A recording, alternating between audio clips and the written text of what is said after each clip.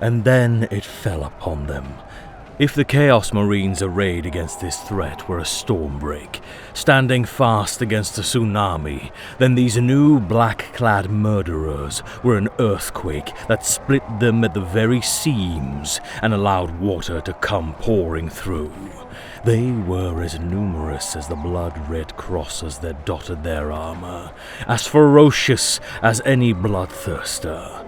And all the Chaos Lord could do was watch as his forces faltered in their defense. A bloody semicircle had replaced his obliterator spearhead. Cultists, marines, even the blood-red demons of Khorne the sorcerers had summoned were clutching their wounds and collapsing under this fresh onslaught. The fight to keep the desperation from his voice was harder than any he'd ever faced before, as the Chaos Lord ordered reinforcements to plug the hole in his lines. First went the cultists, lambs to the slaughter, followed by a mix of Astartes and demons that fared even worse. More and more into the breach, the Chaos Lord threw everything, every reserve soldier against the black tide, and all he could do was watch in absolute abject terror as their blood joined the sanguine river that flowed behind, the cry only growing louder. Horus! You cannot hide, Horus! Soldiers were stripped from other fronts as the Chaos Lord desperately tried to stem the tide, dam the river, prevent the black tsunami from rushing over his position.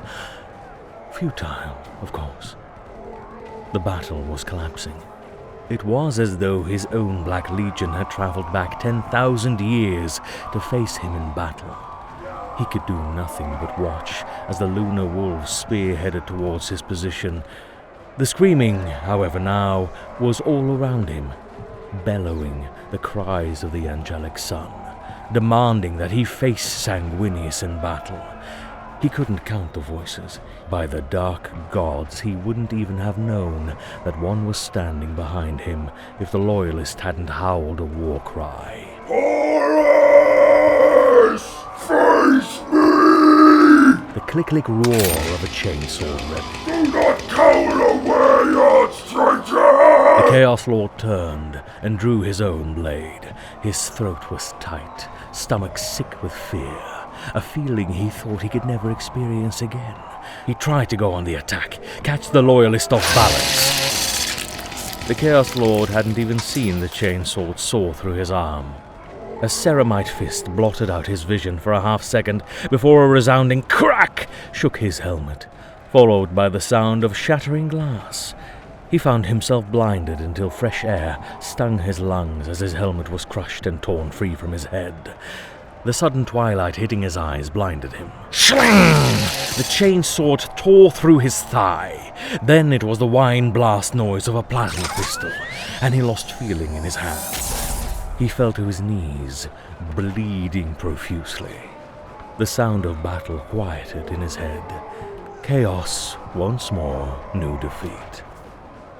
A footfall made the Chaos Lord look up. He met the gaze of a skull-faced, red-winged Astartes, holding a glowing gold pendant, swinging from a chain in one hand and a bolt pistol in the other. Are you my angel of death? He muttered in High Gothic. An angel of blood. The chaplain corrected, also in High Gothic. In the company of death. Then a click, a round loading, a thumping roar, and blackness as the bolt round unceremoniously blasted apart his forehead.